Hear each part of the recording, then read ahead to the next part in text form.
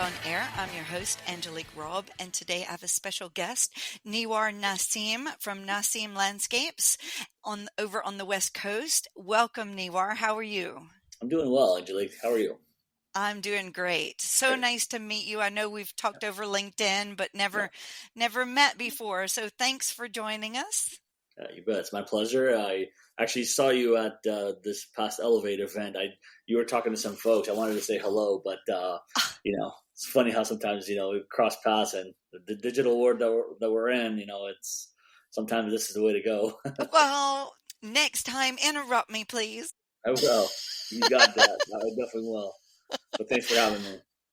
Awesome. Well, let's start. You have some big news that we just had on social media and on one of our e-newsletters, but let's start with a bit of background because I was asking you where you're from and I was like, this is amazing. I was learning so much. I thought, let's get this on the air. So tell us a little bit about you first, and then we'll go into your company. Well, I appreciate that. Niwar Nassim here, second generation owner of Nassim Landscape. We're a family owned and operated landscape company from Puyallup. We're just out Seattle, Washington, so Western Washington region. I have lived in Washington State for about 27 years now or so. I originally came to the United States with my immediate family from Kurdistan, Iraq, as refugees, believe it or not. This is part of an asylum event in 1996, 1997 is when we actually touched down in Western Washington. And I've lived in Washington State since 1997. It's hard to believe that we're approaching 30 years now. Wow. Yeah. And you were also saying that, tell me what you said about the Kurdish population or the Kurdish group. Yeah, so I'm Kurdish, yeah, so it's a ethnicity, group of people. We're the largest stateless group of people in the world. There's about estimated between 35 to 45 million Kurds worldwide, but Kurdistan as a region, it's a region. They've been trying to get their own state for decades, literally, and they just haven't been able to do so, being that it's in such a hostile part of the world. So I was born in the Iraqi territory of Kurdistan, the very northern tip of Iraq, near the Turkish border. But Kurdistan is in Iraq, Iran, Syria, and Turkey. Wow. And why Washington State? Great question. My father actually so before we came to Washington State, there was hundreds of other families that went through what we went through. And it's actually, you can look this up online. There's some history written about it. But we lived in the Guam Islands on a Air Force base to process everybody and everything. And it was in Guam where they gave everybody a chance to select where they wanted to go and, live. And it was a choice between, I think it was Houston, San Diego, and the Northwest part of the United States. And my dad had picked Washington State during that time. Thank you. And because of the agriculture and the four season aspect of the climate in this area. So yeah, awesome. And so when did Nassim Landscapes start? So my father was actually the one who started our company, and he had some agriculture background in Kurdistan, but he was actually a veterinarian, and so he wanted to when he came here, he wanted to practice that again, but it just to get their licenses and get reestablished was quite challenging, just given he was already in his 50s. There were 6 kids, immediate demands of wanting to put food on the table, and he didn't, want to go through all that schooling to get. And so he would have had to go through veterinary school again. Correct, exactly, and licensing again. That's right. Jeez. That's exactly right. And he just at that stage in his, life, he just wanted to, do something much quicker, to make ends meet, essentially. And he'd always had this mindset to not rely on, government assistance. And it was just one of his core values that, you come over here, you got to work for your living. And so it was one of the easiest trades to obviously get into is landscaping. You can have a pickup truck and, Yep. get a lawnmower and off you go, right? It's How a very lot low of people get barrier. it started. Yeah. That's right. Yeah. And that's, I find that's pretty, as I've gotten to, experience and grow in this industry, so many others have started their journeys, regardless of their backgrounds, very similarly, pickup truck and a lawnmower and off they go. So, Yeah. yep. And so started with only maintenance to start with. And Exactly. then, It was okay. just getting out there and, houses like almost everybody else that seems to start in this industry is just getting out there and picking up any and everything, so we're talking about cutting grass, pulling weeds, raking leaves. I mean, anything, you name it, he did it. And as kids, we helped, our I was going to father say, out. were you out there too Yeah. with? Yeah, I mean, remember I was 10 years old, so after schools, we went and helped dad. On the weekends, we helped dad. Summer break, we helped dad. I often share with everyone that I share my story was like, I didn't really have a normal upbringing. I didn't get to go to the camps and ride bikes. And I mean, we did a little bit of the playing as far as that, but we were taught work at a very young age.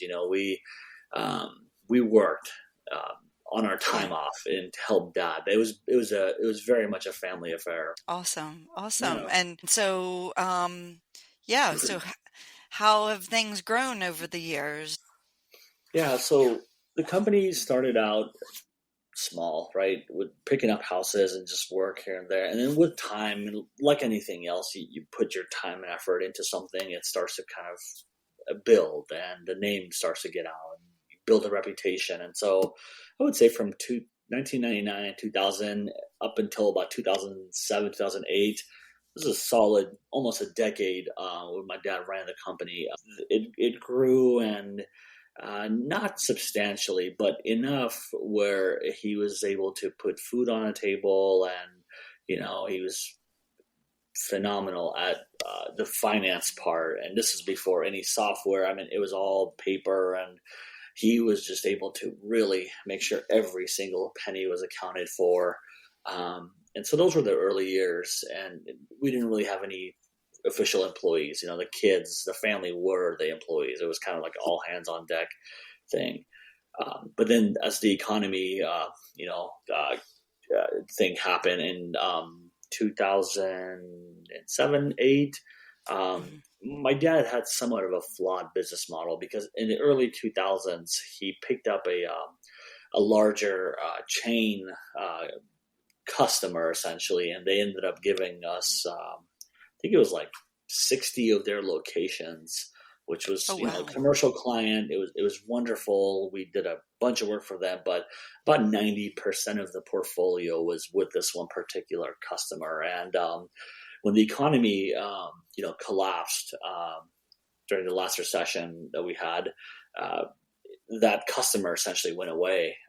And so my dad's business as a result almost went out of business. Yeah, it was pretty devastating for him, particularly because it was just pride and joy. He knew all along that he was vulnerable because of that, but it happened, and we were all getting ready to get out of school. I had 2 years of school left, and so we were going through that, and I got out of college, and it was tough as a fresh college grad to get a job out of school. And so I ended up working retail, Target, believe it or not, kind of went into a management trainee program.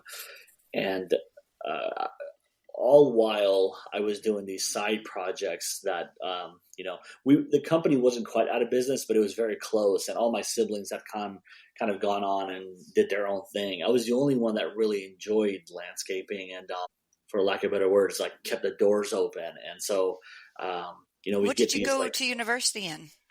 I went to the university. Originally, I went to St. Martin's University, a small Catholic school near the state capital, town called Lacey, Washington. I was on a track and cross country scholarship actually out of high school. It was pretty cool. I got to experience some athletics, and it was a good time in life. That was for sure. I kind of miss those days for sure. And then Yeah. after And what two did you years, major in? at the time, business Okay. at St. Martin's. And then I transferred after 2 years there. Wanted to be much closer to home, which wasn't very far away, but I wanted to come back home. And so I came back home and I finished my undergrad degree at the University of Washington at their Tacoma location, very close to, where I grew up, and finished my undergrad in urban studies and minoring in business administration. So kind of Okay. a hybrid type of degree. But yeah, it was Well, great. very relevant.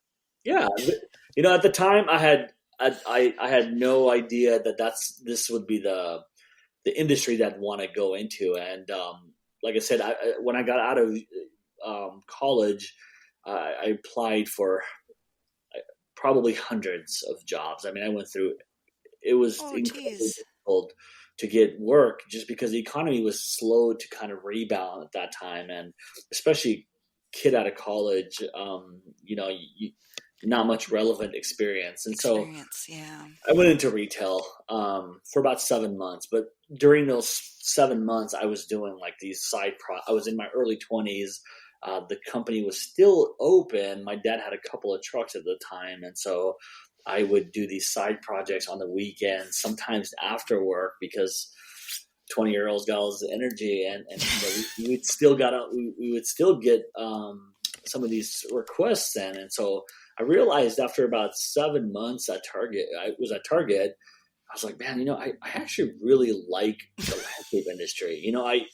I was reading the Landscape Manager magazine, Lawn and Landscape, all these different publications, and I'm like, I'm really enjoying, like, I could do this. Like, I can do Yeah. this. I didn't And see you've been anyone. doing it since you were 10. Right, exactly, totally. And I knew my dad didn't want to rebuild the business back up. He was already in his 60s at that point. None of my siblings were quite passionate about the industry as I was, and so I talked to my dad and said, "Hey, I want to do this. I'll buy these 2 trucks from you, the name of the company." And I mean, it was I think it was our lowest year at the time. We did about $60,000 in revenue, so it was like on the Oh, brink of collapse. And my dad's like, "Well, sure, not a problem." Just shook his hand and pay me back when you can, son, type of a deal. And rolled up my sleeves, and I got nothing to lose. And so hard to believe that was almost 15 years ago today. oh, okay. I was going to ask. So Yep, 15 years ago. yep. And Amazing. yeah, And what was the first thing you did? Okay. Yeah. You had 2 trucks mhm. and what was your thought process at that time? Like, what did you foresee that you were going to do with the company? Yeah, so many different ways to answer that. But at the time, being young, I knew I had to work. I had to get out there and work, because there was not much work, and so I actually convinced my dad to help me buy the small lawn company in a town nearby. And so we ended up buying his truck, which probably looking back wasn't a good idea because I think I might have overpaid for that. But Well, it gave me some customers to work for, and at least to start building up a reputation for. yeah. But I knew I had to work, and I did. I went out there and physically went out there and did anything and everything you can possibly think of, from mowing to pulling weeds to being the estimator to being the repair guy. I mean, I was probably working 12 to 15 hours a day. And in our area, we're in the very northwest tip of the United States, the contiguous continent, of course, a part of the United States. And we have short days in the wintertime. And so I would go to work dark, come home dark. And I did this for at least the first 2 to 3 years of just trying to build up a reputation and, make a name for myself, gain valuable experience. And that's really what it was. Just a lot of pure hard work and grit and just sticking to it. I didn't have a plan that one day I was going to, end up growing this to be the multi-million-dollar, operation. It was just like, I got to make a living. I enjoy what I'm doing. I'm young. I have so much to learn. And to this day, I still feel like there's so much to learn, especially with how fast this industry is evolving and everything. So that was what it was in the beginning, is you just have to get out there and work, Yeah. Well, so from $60,000, what year was that? You said 15 years ago. Yeah, so 2009? About 2010, right? 2009, 2010, I would say that's when it was about $60,000. And then I took it over in 2010, 11. And so it was every single year, doing more and more, and just, and so started with just mowing lawns. Next thing you know, so-and-so is referring me to so-and-so. And now I'm hiring my first employee. And then, a few months goes by, I can have another employee. And then now I can not be on that route myself that first year. I can pull back, and I'm the estimator. I'm the business owner, and I'm estimating, and I'm doing the projects. And so that's really what it was. The first 2 to 3 years of just working very much hands-on in the business. And then, you get to a certain size, about $500,000, then you're like, all right, you start thinking about organization. All right, I need to start like having a plan. How do I invoice clean? How do I estimate more professionally? And then you start really diving into professional help as far as software or any kind of thing you can find scouring online. And so that was about the 2013, 14 when I started dabbling into software and trying to figure out what's good and what's not and what I was ready for. Those are the very early years. And so fast forward today, we're about a $10 million company with 2 locations.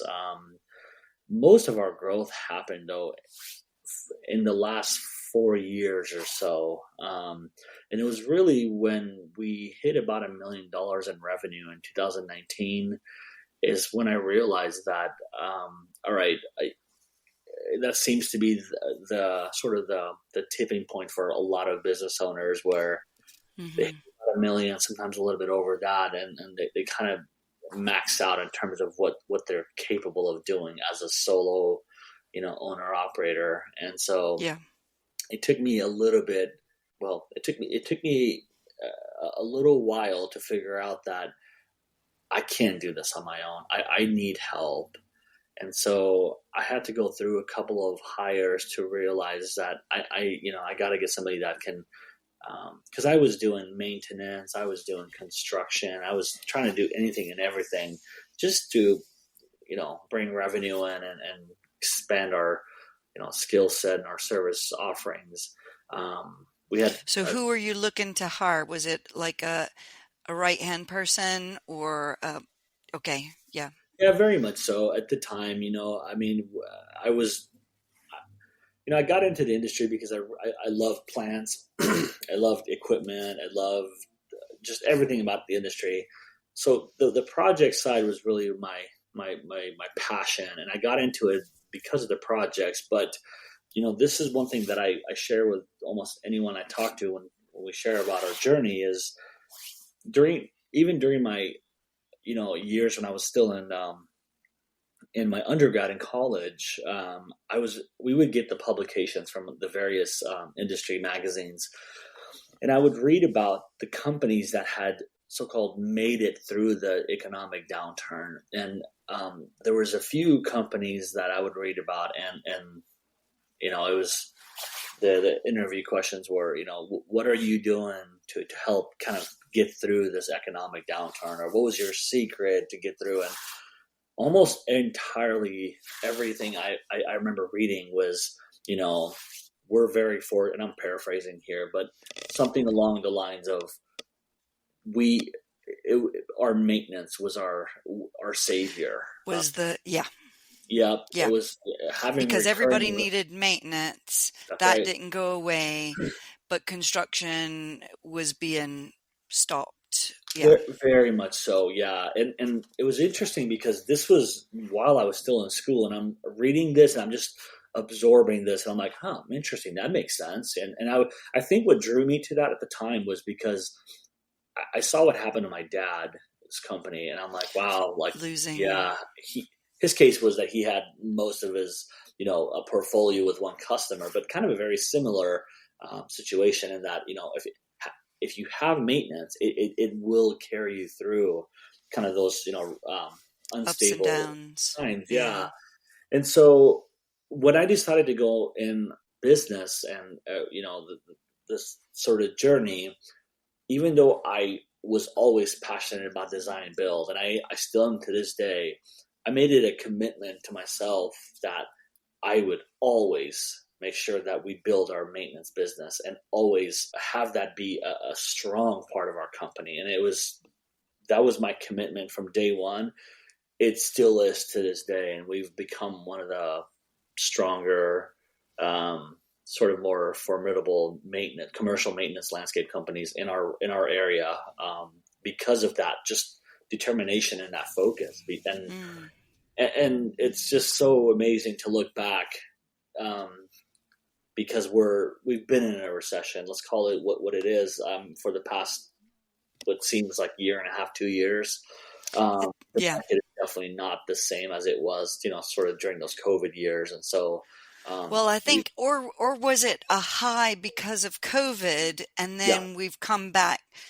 I'd like to see those numbers that, like, right, what was it? If you take out 2020 and 2021, maybe, right, what does it look like? We've definitely, right. 2023 and 2024 have definitely been harder than the previous 2 years. Yeah, Yes. yeah, absolutely. I think there's some, lot of truth to that. So some of those years were definitely inflated. Yeah. Yeah. Too much money being thrown around there. Funny money. That's right. Yeah, that's a great way to put it. But yeah, we're fortunate to be in a situation now where we still do landscape construction. It's not a big part of our company, but commercial maintenance is by far our biggest and our bread and butter. And it's amazing how just having that focus on it, what it's doing for us now. It's helping us carry us through some very challenging times. Yeah. Well, and how much, I mean, if you had to, allocate like a percentage, like, are you 70% commercial maintenance, 30%, or, I'm just taking Yeah. a stab. What would you say? Yeah, very close to 70%, 65, Okay. 70% of what we do is recurring commercial maintenance revenue. And then, with that, we do irrigation maintenance and projects, And enhancements, enhancements and right? yeah. Snow removal as well. That's actually been one of our biggest, most profitable divisions. People Okay. think of Northwest, as if it rains year round. While we do have a lot of precipitation, it gets cold enough here where you do have to plan for snow and ice. Doesn't snow every year, but it gets cold enough where you have to account for that. So adding that service line to our company has been quite dramatic because it's a very much a legitimate division, and it supports us and really makes us, I would say, a year-round business versus more of a seasonal business, Mm-hmm. allowing us to keep the majority of our workforce year round. Because if it's too cold outside, and it probably means that we can be doing snow. And so instead of laying off our workforce, we can keep them year round. And that's kind of been one of our, if you want to call it a secret, it's really not, but it's what's allowed us to have more of a stable workforce ever Mhm. since we got into this several years back. And the customers love that. Of course, they get to see the same faces, and you Yeah. build that continuity and trust with your clientele, and it just makes you more of a stable business. Well, I also think that it's easy to underestimate how much time and effort and money it Right. costs to onboard new people each year. Absolutely. So having to to do that is not just, you know, it's not an easy thing, and it does cost. It costs your time, it Right. costs, lots of people in the organization's time Right. to teach people the way you do things, and paperwork, everything. It, I don't know. I've heard estimates like it costs you know $10,000 a person to bring them on, and you bring on the wrong person for 6 months and it costs you 30,000. It'd be nice. I mean, obviously every organization, it Yeah. costs a different amount, but it's a lot of money to bring on new people that we don't write it down. Yeah, I couldn't agree more. We've actually ran analysis, and those numbers are not unrealistic. I would say those are very, very much within line with what we've come find out as For well. your It's pretty company. dramatic. It's so you know building around that and understanding the impact of the cost of turning over is critical, because that's how, understanding your weaknesses and figuring out how to build around that is kind of really what kind of separates you and allows you to uh, you know become a sustainable and profitable business. Yeah. And jump So to the next hurdle. You've absolutely. recently um, been on been on the Inc. 5000 Yeah. community. Tell us about that.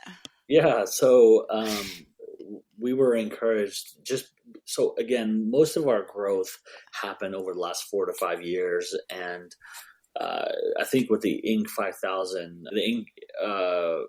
Their 5,000, the top five fastest growing companies in America, you have to show, um, you know, certain percentage of growth over a 3 year period, and Okay. I forget who it was. They encouraged us. It might have been one of our financial advisors that, hey, you guys are, I mean, this kind of growth that you're on. I mean, we were doubling basically year after year for Oh, almost three wow. years in a row. It was a crazy ride to go from a million to two and a half, to then four and a half, to then almost eight. It was. I That still think is back. I'm like, crazy. I how didn't did know we you were do that? doubling each year. Oh yeah, Yeah. yeah, it was craziness. And it wasn't. So this happened through the COVID years, but and most people think, oh well, that's got to be that funny money that we were talking about, the COVID money. But to be honest, it actually was mostly through maintenance that we grew. At the time that we were going through this growth, there was a lot of private equity companies that were struggling in our market, and so there was quite a bit of turnover with clients, and we just happened to be in a position where we were able to pick up some pretty nice Substantial work. contracts. Just Yeah. being a benefactor of some of the struggles that some of these other players were going through.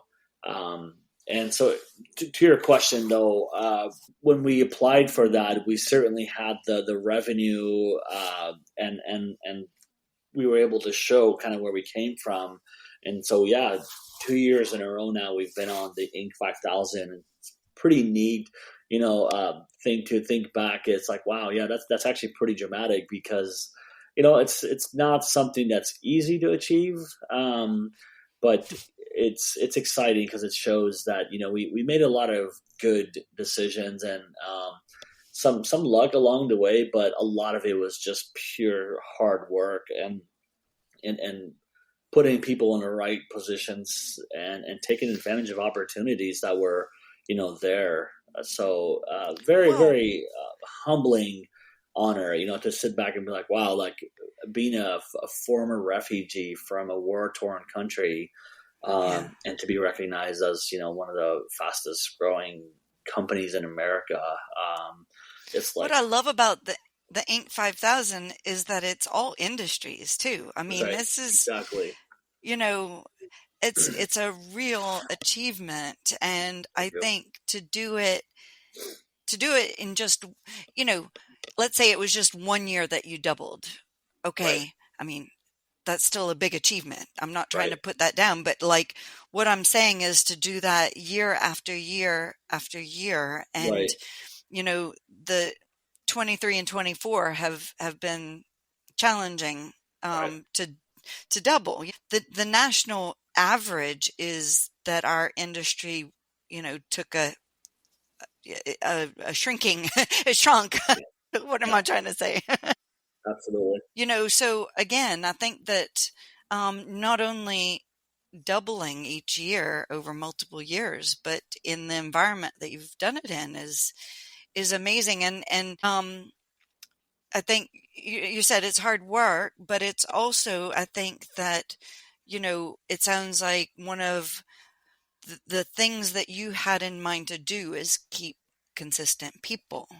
Yeah, I think that probably has a lot more to, and there's no way to put a value on that, yeah, but I think that, well, maybe you can, but like, I think that says a lot. I mean, you talked about your clients recognizing right. the people that come to their house. Yeah, That's such an intangible benefit, absolutely.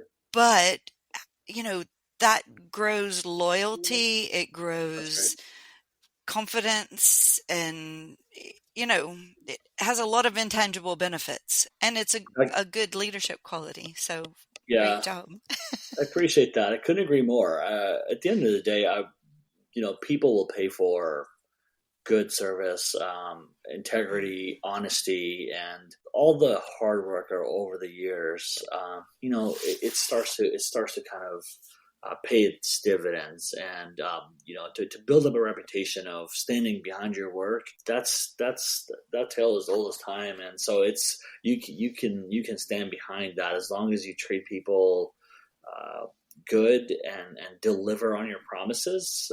You can make some Mm. special things happen. What advice would you give to a company? You talked about this, a little while ago, like that. There are these inflection points that, and $1 million in revenue is one of those. What would you say is like your top piece of advice, to a business owner who's at that point in our industry? Yeah, I love that question, and I wish I had. I mean, I've gone through the school of hard knocks with everything. What looking back and thinking about that question, I would say get help as early as you can. There's a ton of good people in our industry, Yeah. professionals who've done this. You can Coaches or peer absolutely. groups That's or right. Exactly. mentors. That's Yeah. right. And they're not all I mean, some of them are. You can follow their content, whether it be LinkedIn, YouTube. Mm. The information is out there. I think I always take a step back when I think about that question. Is it goes back to yourself and thinking about, like, what do I want to get out of this? Because you can be fine with doing $500,000 in revenue and being okay with that. You can do 1 million. So ultimately, you got to go back to yourself. But if the goal is you got to 1 million and you want to get beyond that, you have to understand the odds are if you want to get beyond that, you really have to get help. You can Yeah. look at statistics in almost any business and industry. Getting past that mark, you cannot no longer do it by yourself. It's Mm. very difficult. You can implement technology and all these things, but ultimately it becomes too much. So you got to want it. You got to have that innate desire of, this is my goal. This is what I have to do to get there. and then it's just, breaking down those walls of fear and reaching out and asking for help, and it's Mm. totally okay to say, I don't know this. Well, One thing that I always you go ahead. can't know it all No, at any age exactly. and any level. I Right, think right. there's, and I think you mentioned this earlier. Our industry is morphing and changing, Yep, and there's a lot of new ways of doing things, a lot of right. software options, but That's right. also, you know, different ways of constructing, and there's so much to learn. So, Absolutely. So reaching out to um, other industry. We've got some great organizations like NALP that have some amazing resources. Signing up for those types of organizations and volunteer even if you can. It's tough to do that at that size, but growing your network um, is yeah. is another thing that I think is huge. And so all of that will help you kind of start building a framework on what it will take to get to that, whatever that next level means. Hmm. But the key thing is you can't do it all on your own, and you have to have that humility to say, I'm not good at this, and I'm going to go and seek the help to help me get to this point. So Hmm. Great. Well, I think that'll definitely resonate with some of our audience, and hopefully help people make that next step. absolutely. Niwar, it's been so great to get to know you and what Thank you've you. done over the years, and really applaud your determination and what you've achieved. Um, do you ever go back to Kurdistan? Do you have any Yeah, family back there? I appreciate your comments. I've gone back once in 2011. Saw my all my relatives for the first time after almost 14 years or so. Wow. I'm getting goosebumps thinking about that. Believe it or not, as I'm saying that, a lot has changed since. Of course, the whole ISIS situation happened, and it's a different world today. I'd like to go back. It's a little bit more stable now, but the Middle East is a very unstable world. Yeah. Where I'm from is a much safer environment. U.S. has their largest embassy in the world over there, so it's a much safer area. But still, though, it's just there's always uncertainty and stuff. And so I hope to go back. I always say next year, but it's I've got a 6.5-year-old at home. I've got a 3-year-old and a young family, and so there's all these priorities. Makes it But hard. Yeah. I miss home. I miss my native home, and it's crazy how life just seems as we age, it goes faster and faster. So People said that to me all the time, and I think it true. wasn't until you have kids that you're like, "What?" That's Yeah. I know It it is speeds so up true. every year. I couldn't agree more. That's exactly right. So you got to pause and really just enjoy life. It's wild, but yeah, family changes everything. That's for sure. Well, and that age is a fun age, but Yeah. they take a lot of your energy too. They sure do. Yeah, I tell my wife because she's a full time, stay at home mom at the moment. She was involved in the business early on, but she's got a tougher job than I do. I mean, raising two littles at that age, it's exhausting. Um, and so I have a whole new profound view of what women go through and motherhood and what that all means. A new appreciation for my own mom, just watching my wife go through what she's gone through. It's humbling. Let me put it that way. Um, Awesome. Well, love your recent accolades from Inc. 5000. thank you. Um, love what you're doing, and yes, hope to meet you in person sometime soon. But I do too. thank you so I, much for being on our podcast today, and let's keep in touch, okay? it is my pleasure. Thank you so much. And if anybody has any questions, they want to connect with me, I am known to be an open book. So I love to help people out. Love that. Seriously, regarding anything and everything. I'm big into technology, and I'm I'm very open about sharing what worked for me, what didn't, and so I love to help my fellow peer members and network with other like-minded individuals. So LinkedIn, or share my contact information as well. Angelique, Okay. I'd Yeah, be we could happy put to it on the network. podcast notes and, Yep. NasimLandscapes.com, is it? NasimLandscape.com, No S. singular, no S. Yeah. NasimLandscape.com, or just, look me up on On LinkedIn. LinkedIn. I'm pretty active on LinkedIn, and love to help people out. That's what I'm about. So, You need to come to Sync Live in a couple months. I've been looking at that. If I can try to get that into my schedule, I will. That looks like a fun event. If it's not this year, then it's absolutely I'm going to do it the following year. I've got part of growing too and getting involved in the industry. It's like, how many industry events can I pack Can you into fit my in? Yeah. calendar, and then while keeping myself sane and not getting too much trouble with the wife.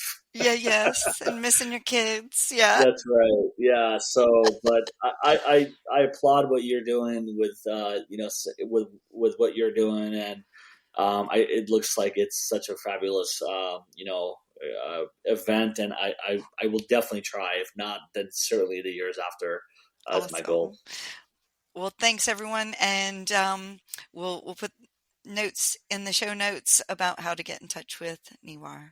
Thank you Yeah, so much and have a my great pleasure. day. Thank you so much. Take care.